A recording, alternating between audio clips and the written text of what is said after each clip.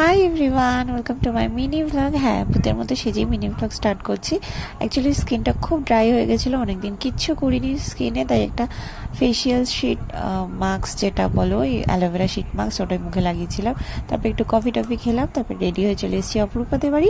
অপরূপা এখন আমাদের মানে আমার বাপের বাড়িরই 4 তলাটায় থাকে রেন্টে, কিন্তু ঘরটাকে কি সুন্দর সাজিয়েছে, মানে ঘরটা পুরো হুলিয়া চেঞ্জ করে দিয়েছে। যাওয়ার সাথে সাথেই দিয়েছিল চিকেন স্যুপ, যেটা ভীষণ ইয়ামি হয়েছিল। আর এখানে ডোডো ডান্স করছিল, দেখো। তারপরে আমার বৌদি মেলা থেকে নিয়ে এসেছিলো নিমকি, গজা, জিলেপি, যেগুলো খেলাম। খেয়ে তারপরে ডিনারে বসলাম।